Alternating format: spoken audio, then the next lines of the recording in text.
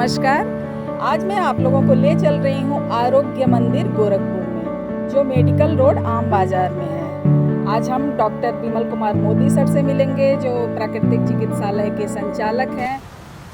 आरोग्य मंदिर, जिसकी स्थापना 1940 में ब्रह्मलीन विठल दास मोदी जी ने किया, जिनको आरोग्य मंदिर परिवार बाबूजी के नाम से संबोधित करता है।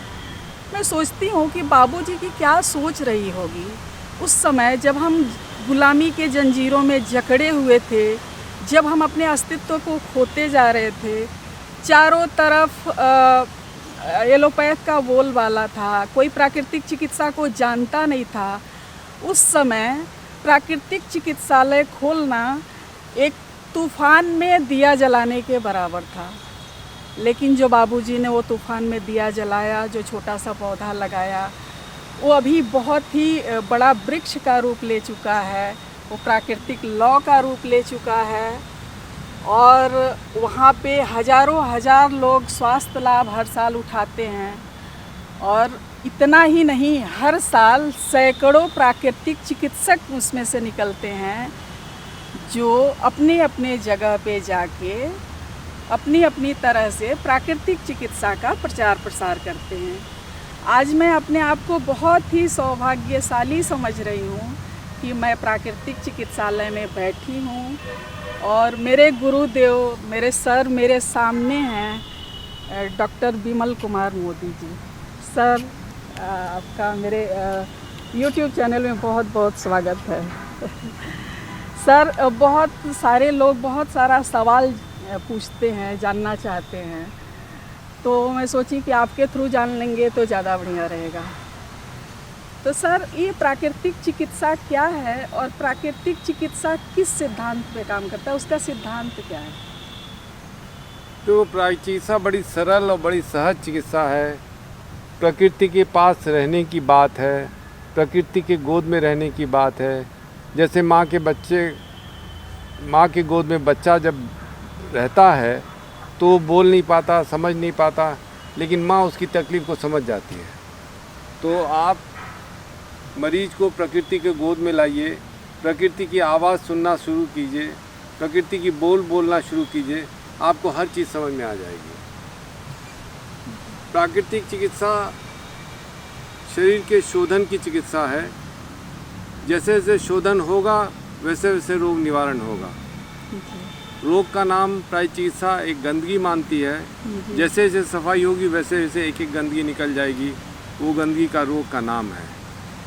प्राकृतिक चिकित्सा ये मानती है कि शरीर में गंदगी निकालने के 4 रास्ते हैं। शौच का रास्ता, पेशाब का रास्ता, पसीने का रास्ता और सांस का रास्ता। वो ऐसा वातावरण देती है, ऐसा भोजन देती है, ऐसा भोजन खिलाती है, ऐसे योगा कराती है जो इन 4 स्वाभाविक रास्तों से गंदगी निकलने में मदद करे। जैसे शौच के रास्ते, भोजन में खुज्जा युक्त भोजन होना चाहिए। खुज्जा कहाँ है? सभी तरह के फलों में है, सभी तरह की सब्जियों में है, चोकर समेत आटे में है, कंद समेत चावल में है और छिलके सहित दालों में। अब फल को व्यापारियों ने खाने लायक नहीं छोड़े। फल के छिलकों पे इतना रंग, इतनी दवा, इतनी प्लास्टिक की कोटिंग, तो अब फलों को छील कर खाना चाहिए। जो सब्जियां कच्ची खाई जा सकती हैं उन्हें कच्चा खाना चाहिए, जैसे प्याज, टमाटर, मूली, गाजर, खीरा, ककड़ी। और जो कच्ची नहीं खाई जा सकती हैं जैसे लौकी, परवल, निनुआ, तोरी, टिंडा, इनको उबाल कर खाना चाहिए। चोकर समेत आटे की रोटी होनी चाहिए, कंद समेत चावल होना चाहिए और छिलके सहित दालों का प्रयोग होना चाहिए। और दालों का प्रयोग को सबसे अच्छा ये होता है कि दालों को अंकुरित करके खाया जाए, क्योंकि अंकुरित करके खाने में उसमें जो प्राण है, जो उसमें एक पौधा पैदा करने की ताकत है, वो आपके शरीर शोधन में मदद करेगी। और जो सबसे बड़ी रुकावट पैदा करते हैं वो सफ़ेद चीनी, सफ़ेद चावल और सफ़ेद मैदा। सफ़ेद मैदा बचपन में जब क्राफ्ट क्लासेस में हम लोग को लेई बनाना सिखाया जाता था, तो मैदे को पानी में घोल कर गरम करके उबलने के लिए छोड़ देते थे, और जब उबल के ठंडा हो जाता था तो लेई तैयार हो जाता था। जी जी तो मैदे से लेई बनती है। मैदे को आप किसी रूप में खाएं, चाहे ब्रेड के रूप में खाएं, चाहे नान के रूप में खाएं, चाहे भुजिया के रूप में खाएं, चाहे तल के खाएं, चाहे बिस्किट के रूप में खाएं, सबों को हाथों में चिपकना ही चिपकना है। जी जी जी चिपकेगा तो तकलीफ देगा। जी एक और बहुत बड़ा तमाशा चल रहा है आजकल कि ब्राउन ब्रेड खानी चाहिए। जी वाइट ब्रेड मैदे की होती है, ब्राउन ब्रेड आटे की होती है। ये बहुत बड़ी गलतफहमी है कि ब्राउन ब्रेड आटे की होती है। कि अगर ब्राउन ब्रेड आटे की होती तो घर के आटे की रोटी भी उतनी ही ब्राउन होती। जी ये ब्राउन ब्रेड ज़्यादा ब्राउन है, इसका मतलब इसमें ब्राउन रंग पड़ा हुआ है। कलर इसलिए इस कलर की झंझट से बचकर अगर खाना ही है तो ब्राउन ब्रेड ना खा के वाइट ब्रेड खाएं। कम से कम रंग से तो बचेंगे। और अगर ब्रेड ही खानी है तो 24 घंटे बासी अनाज क्यों खाया जाए? क्यों नहीं रात की रोटी सुबह खाई जाए? फिर लोग कहेंगे कि साहब रोटी खाने से अगर मेहमान आ गया तो हमारी इज्जत उतर जाएगी, ब्राउन ब्रेड या वाइट ब्रेड खाने से हमारी इज्जत बची रहेगी। तो सुबह नाश्ते में कितने दिन मेहमान आते हैं? महीने में 1-2 दिन आते हैं। तो 1-2 दिन आप ब्राउन ब्रेड या वाइट ब्रेड मंगा लीजिए, आप भी खा लीजिए, मेहमान को भी खिला दीजिए, और जब वो चला जाए तो सूखी रोटी खाइए, सबसे अच्छा है। और फिर नाश्ते में तो सूखी रोटी खानी भी नहीं चाहिए, फल खाना चाहिए, अंकुरित अनाज खाना चाहिए और मेवा खाना चाहिए। प्राणवान चीज़ें हैं, ये शरीर शोधन के काम आती हैं। चीनी बहुत नुकसानदायक है, क्योंकि चीनी को पचाने चीनी के रूप में हमारा शरीर नहीं पचाता। चीनी ग्लूकोज के रूप में बदल कर पचाता है, और चीनी को ग्लूकोज के बदलने में कैल्शियम की ज़रूरत होती है, जो हमारे हड्डी से निकलती है। बी कॉम्प्लेक्स की ज़रूरत होती है, जो हमारे नाड़ी तंत्र को मजबूत करती है। इसलिए चीनी पचाने में ये 2 कमियां हमारे शरीर की होती है। इसलिए चीनी खाना बंद करना चाहिए, गुड़ खाने का प्रयोग करना चाहिए। दूसरी गंदगी पेशाब के रास्ते निकलती है। पानी खूब पीना चाहिए, फल का रस पीना चाहिए, सब्जी का सूप पीना चाहिए। फल का रस वो जो घर में निकाला जाए, सब्जी का सूप वो जो घर में बनाया जाए। बाज़ार में रसायन है, केमिकल है, रंग है। सूप और फल का रस छोड़ के उसमें सब कुछ है। इसलिए पैक चीज़ों से बचें, पानी खूब पिएं, फल का रस जो घर में निकाला जाए वो पिएं, सब्जी का सूप जो घर में बनाया जाए वो पिएं। और फल का रस तो उन्हें पीना चाहिए जिसको भगवान ने दांत नहीं दिए हैं और दांत ले लिए हैं।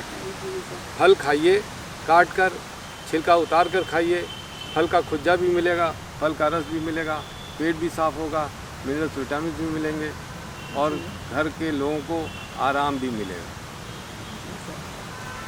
सर आपने जी सर। तीसरी गंदगी निकलती है पसीने के रास्ते। तो रोज़ एक शारीरिक श्रम निश्चित रूप से 1 घंटा करना चाहिए, 59 मिनट नहीं 60 मिनट। जी और ऐसी जगह करना चाहिए जहाँ शुद्ध हवा, जिसमें शुद्ध हवा लेते हुए 1 घंटा कसरत करते हुए, पानी खूब पीते हुए, फल का रस पीते हुए, सब्जी का सूप पीते हुए, चोकर समेत अन्न खाते हुए करेंगे तो शरीर शोधन होता जाएगा और एक न एक गंदगी धीरे धीरे निकलती चली जाएगी। जी सर। सर आपने बहुत अच्छी जानकारी दी, प्राकृतिक चिकित्सा के सिद्धांत को बहुत ही अच्छे से समझाया। उम्मीद करती हूँ कि सबके बहुत अच्छे से समझ में आ जाएगा। सर महात्मा गांधी जी जो एक खुद बहुत बड़े प्राकृतिक चिकित्सक थे, प्राकृतिक चिकित्सा को पुनः स्थापित करने में उनका बहुत महत्वपूर्ण रोल था। हमारे बाबूजी विठल दास मोदी जी उनसे प्रेरणा लेके आरोग्य मंदिर की स्थापना किए थे। तो सर आरोग्य मंदिर की स्थापना तो हो गई थी, फिर प्राकृतिक चिकित्सकों को बनाने की बात कहाँ से बाबूजी के समझ में आई? 1940 में हुई। जी सर। महात्मा गांधी के संपर्क में पिताजी थे जी। और पिताजी देश की आज़ादी में लगे हुए थे। जी जी जी। और देश में आज़ादी में लगे हुए लोगों को अपने यहाँ शरण दे के देश की आज़ादी में कार्य करते थे। जी जी जी। इसकी वजह से उनको 43-44 में 11 महीने गोरखपुर जेल में भी रहना पड़ा। जी सर। उसका उन्हें दुख कभी नहीं था, कभी उन्होंने उसके दुख के बारे में बताया नहीं। इसलिए मुझे लगता है कि उनको कोई तकलीफ़ उस 11 महीने जेल में रहने से नहीं हुई। जी जी। क्योंकि वो देश के लिए थे, देश के कार्य के लिए थे। जी सर। 1947 में उन्होंने आरोग्य मासिक पत्र निकाला। जी जी। मासिक पत्र इसलिए निकाला कि लोगों को प्राय चिकित्सा का ज्ञान हो, प्राय चिकित्सा की समझ हो और प्राय चिकित्सा का लोग लाभ ले सकें। तब ग्राहक 3000 थे, पिताजी रेलवे स्टेशन पे हॉकर की तरह बेचते थे। यहाँ से उन्होंने आरोग्य की शुरुआत की जी जी। और इस समय 10,000 ग्राहक हैं और अभी भी वो आरोग्य उसी रूप में जो 1947 में छपता था। पिताजी ने 2000 में शरीर छोड़ा, उसके बाद भी उसी रूप में उसी तरह आज भी निकल रहा है। जी सर। फिर प्राय चिकित्सक की आवश्यकता हुई कि लोग प्राय चिकित्सालय खोलें, प्राय चिकित्सा का प्रचार और प्रसार करें, तो उन्होंने 1962 में गोरखपुर स्कूल ऑफ नेचुरोथेरेपिस्ट की स्थापना की। जी उसमें बहुत से करिकुलम बनाए गए। अंत में एक ही करिकुलम स्थापित हुआ कि 1 वर्ष तक घर पे पढ़ाया जाए और 2 महीने गोरखपुर आरोग्य मंदिर बुलाकर प्राकृतिक चिकित्सा की प्रैक्टिकल ट्रेनिंग दी जाए। वो आज भी चल रहा है और आज भी 80 से 100 विद्यार्थी आते हैं जो प्राय चिकित्सा सीखते समझते हैं और इतना तो निश्चित रूप से वो सीख जाते हैं कि अपने को स्वस्थ रख सकें, अपने परिवार को स्वस्थ रख सकें, मिलने जुलने वाले को स्वस्थ रख सकें। फिर उसी में लगे लगे अच्छे प्राय चिकित्सक भी बन जाते हैं। सर, प्राकृतिक चिकित्सा में उपवास चिकित्सा की एक बड़ी सुंदर विधि है। सर ज़रा उसके बारे में थोड़ा सा बताइए हमारे दर्शकों को। मैं ये समझता हूँ कि जितने भी उपाय प्राय चिकित्सा में है, उपवास सबसे उत्तम पद्धति है। इसमें आप पानी पी के रहते हैं। मैं पानी पी के उपवास करने की बात करता हूँ। निराजल की उपवास की मैं पक्षधर नहीं हूँ। 2 से 3 लीटर पानी पीना चाहिए। 2 नींबू इसलिए लेना चाहिए कि शरीर में नींबू से रोग निवारण होता है, स्वस्थ रहने की परंपरा शुरू होती है। और जब आप उपवास करते हैं तो उपवास में शरीर को चलाने के लिए भोजन की आवश्यकता होती है और जो शरीर में कचरा इकट्ठा है वो शरीर खाकर अपने भोजन को पूरा करके शरीर को चलाता रहता है। तो इससे बढ़िया विधि कोई भी नहीं है कि कचरा कम करने की, इससे बढ़िया कोई विधि नहीं है। और इस विषय पे नोबेल पुरस्कार भी दुनिया के 3 वैज्ञानिकों को मिल चुका है। अगर आप लंबा उपवास नहीं कर सकते हैं तो सप्ताह में 1 दिन का उपवास निश्चित रूप से कीजिए। जिस भगवान को खुश करना चाहते हैं उस दिन कीजिए, मंगल को कीजिए, बृहस्पतिवार को कीजिए। लेकिन वो उपवास ठीक नहीं है कि आप रोटी की जगह फाफड़ का आटा खाएं, चावल की जगह तीनी का चावल खाएं, दूध पी ही सकते हैं, चीनी खा ही सकते हैं, घी खा ही सकते हैं। वो उपवास नहीं है। और वो भी उपवास नहीं है कि दिन भर उपवास किया, रात को भोजन कर लिया, या दिन भर नहीं खाया, दूध पीते रहे और उसको उपवास मान लिया। उपवास केवल पानी पी के ही रहना है, उपवास को लाभ मिलता है। तो सप्ताह में 1 दिन उपवास रहिए। 1 दिन के उपवास के लिए कोई तैयारी करने की ज़रूरत नहीं है। उपवास रहने के बाद दूसरे दिन भी तैयारी करने की ज़रूरत नहीं है। और ये आप मान लीजिए कि आपको कमज़ोरी नहीं आएगी। कमज़ोरी आती नहीं है, केवल मानसिक कमज़ोरी है। आप सप्ताह में 1-2 बार कर लेंगे तो धीरे धीरे आंतरिक ताकत बन जाएगी और कोई कमज़ोरी नहीं आएगी और उस दिन आप ज़रूरत से ज़्यादा काम कर पाएंगे। जी सर। जो प्राकृतिक चिकित्सक बनने के लिए एडमिशन होता है, वो एडमिशन कब होता है सर?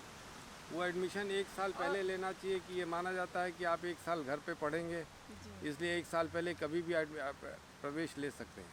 जी जी जी। किताबों को ले जाना है आरोग्य मंदिर से और घर पे पढ़ना है।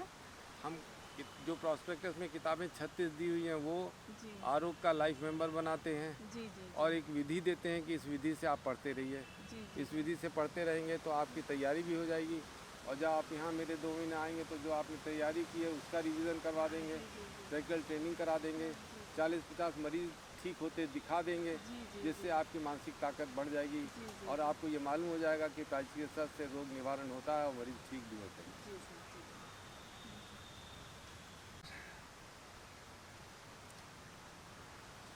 सर, जो हमारे घरों के छोटे बच्चे हैं वो बहुत ज़्यादा चिप्स, कुरकुरे, बिस्किट और इन सब चीज़ों पे ही आकर्षित होते हैं। उनको प्राकृतिक आहार से कैसे जोड़ा जाए सर? देखिए, बहुत आसान है और ये सब जुड़ते क्यों हैं? क्योंकि उसमें रसायन मिला हुआ है, स्वाद बढ़ाने की रसायन है जिसकी उनकी जीभ पकड़ लेती है और वो बार बार उसको प्रयत्न करते हैं। आप कुरकुरे मना मत कीजिए, उसके पहले एक सेब खिलाइए, फिर कहिए कुरकुरे खाएं। तो एक सेब जाके पेट में अपनी जगह बनाएगा और कुरकुरों का नुकसान कम करेगा।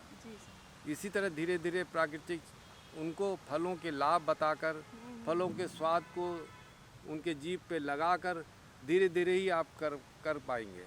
और एक चीज़ और ध्यान रखें कि खाते समय टीवी न देखें, जी सर। क्योंकि टीवी देखते हैं तो पाचन रस टीवी के जो दृश्य है उसके अनुसार निकलता है और पाचन खराब होता है। भोजन करते समय, फल खाते समय, नाश्ता करते समय टीवी मोबाइल बंद रखें और उनका ध्यान उस भोजन पे रहे कि उस भोजन के स्वाद पे रहे, उस भोजन के रंग पे रहे, तो उसका उनको पाचक रस उसके अनुसार निकलेगा और उस भोजन को बड़ी बढ़िया ढंग से पचाएगा। हम लोग अपने शरीर को फिट रखने के लिए और दिमाग को तेज तर्रार शांत रखने के लिए किस तरह का आहार विहार, किस तरह की दिनचर्या को अपनाएं? ये तो बहुत लंबा प्रश्न है, बहुत जी लंबा जवाब है। सर। सारांश में मैं ये बताना चाहूँगा कि 12 बजे के पहले कोई भी आग से पकी चीज़ ना खाएं। जी सर। मतलब आपका नाश्ता आग से पकी, आग के संपर्क में आई हुई कोई चीज़ नहीं होनी चाहिए। जी। और आग के संपर्क में आई हुई क्या चीज़ें हैं? फल है, सलाद है, मेवा है, फल का रस है, नारियल पानी है। तो नाश्ते में इन सबों का चुनाव करके ये नाश्ता होना चाहिए। और दोपहर शाम भोजन के पहले 200 से 300 ग्राम सलाद खाने के बाद भोजन करें तो भोजन कम करेंगे। प्राकृतिक लवण फल सब्जी सलादों से मिल जाएगा। इतना शुरू करना चाहिए और 1 घंटा टहलना चाहिए। टहलने के लिए किसी की ट्रेनिंग की ज़रूरत नहीं है, किसी की सहाय की ज़रूरत नहीं है, किसी के साथ की ज़रूरत नहीं है। 1 घंटा ईश्वर ने आपको जो चाल दे रखी है उस चाल से 1 घंटा चलिए। और 1 घंटा चलते समय ये सोचिए कि आपने पिछले 24 घंटे क्या किया, आगे 24 घंटे क्या करना है। तो आप खुद सेल्फ एनालिसिस करेंगे और अपनी गलतियों को देखेंगे और उन गलतियों से छुटकारा पाएंगे। जैसे जैसे गलतियां आपसे दूर होती जाएंगी, आपका मन तीव्र, सजग, स्वस्थ होता जाएगा और एकाग्रता बढ़ती जाएगी और जीवन जीने का मज़ा भी आने लगेगा। जी सर। सर, प्राकृतिक चिकित्सालय में तो वैसे A to Z, चाहे वो बुखार हो छोटा सा या बहुत बड़ी कोई बीमारी हो, सारी बीमारियां ठीक हो जाती हैं। फिर भी मैं एक गुस्ताखी कर रही हूँ, एक सवाल पूछ रही हूँ कि मोटापा जो है एक महामारी की तरह फैल रही है समाज में, तो सर उससे मुक्ति कैसे मिले? देखिए, मोटापा घटाना बहुत आसान है, बहुत सरल है। जी। अगर मोटा होने के पहले ही सजग हो जाएं तो बहुत अच्छी बात है। जी। मोटापा 6 चीज़ें बढ़ाती है: जी। चीनी, जी। गुड़ और शहद। जी। और चिकनाई में घी, तेल, मक्खन। जी। ये 6 चीज़ों का अंत करना चाहिए। जी। जी। जी। तो धीरे धीरे वज़न घटने लगेगा। जी सर। मैदा का प्रयोग नहीं करना चाहिए, क्योंकि मैदा बहुत आसानी से अंदर तक जाके चिपक जाता है, जो मोटापा बढ़ाने में मदद करता है। अगर और शारीरिक श्रम 1 घंटा करिए तो ये 6 चीज़ें बंद कीजिए। 1 घंटा टहलिए या 1 घंटा कोई भी शारीरिक श्रम कीजिए। अगर टहलने की जगह नहीं है तो जिम भी लगातार 1 घंटे कर सकते हैं। इतना करें तो 3-3.5 किलो हर महीने वज़न घट जाएगा। जी सर। उससे भूख भी मरेगी, प्राकृतिक लवण भी मिलेगा और जो वज़न घटाने से शरीर में कचरा इकट्ठा होगा वो भी शरीर से निकलेगा और शरीर में चमक बनी रहेगी, चेहरा कांतिवान होता रहेगा, सुंदर होता रहेगा। जी सर। सर, प्राकृतिक चिकित्सालय में चिकित्सा क्या स्वस्थ व्यक्तियों को भी लेना चाहिए? प्राकृतिक चिकित्सालय शरीर शोधन का तरीका है। जी सर। आप शर्ट पहनते हैं, 4 घंटे शर्ट पहन के भी उतार देते हैं, जी सर। 4 दिन पहन के भी उतारते हैं। जी सर। और धोबी से ये थोड़ी कहते हैं कि हमने ये 4 दिन पहनी है, यहाँ गंदगी है, वहाँ गंदगी है, वो भी धो के ला देता है। जी और सर। 4 घंटे की भी धो के ला देता है। 4 घंटे की धोने में आसानी रहती है। इसलिए अगर आप प्राकृतिक चिकित्सालय में निरोग होके भी आएंगे तो भी गंदगी शरीर में जो इकट्ठा हो के आगे रोग पैदा करने वाली है वो निकल जाएगी और जो रोग होने वाले हैं वो रोग आपको नहीं होंगे। सर, ये जो अपना आरोग्य मंदिर से प्रकाशित होता है आरोग्य पत्रिका, तो उसके ग्राहक कैसे बने? क्या उसके लिए आरोग्य मंदिर में आना पड़ेगा? नहीं, आरोग्य मंदिर में बिल्कुल आना नहीं पड़ेगा। हाँ। गूगल से आरोग्य मंदिर का नंबर लीजिए जी। और फ़ोन कीजिए गूगल पे से 240 रुपये एक वर्ष के ग्राहक का चंदा भेजिए, जी सर। व्हाट्सएप से पता भेजिए। जिस दिन ये दोनों चीज़ें प्राप्त हो जाएंगी उस दिन साधारण डाक से, डाकतार विभाग की सहायता से आपके घर भेज दिया जाएगा और हर महीने भेजते रहेंगे। जी सर। सर आपने बहुत ही अच्छी जानकारी दी। आपसे बात करके हमें बहुत ही जानकारी मिली, बहुत ही अच्छा लगा सर। इसके लिए बहुत बहुत धन्यवाद। बहुत बहुत धन्यवाद। आपके माध्यम से जनता को गाय चिकित्सा के बारे में ज्ञान मिलेगा, उनको लाभ होगा और उस लाभ से मैं भी लाभान्वित होऊंगा। धन्यवाद।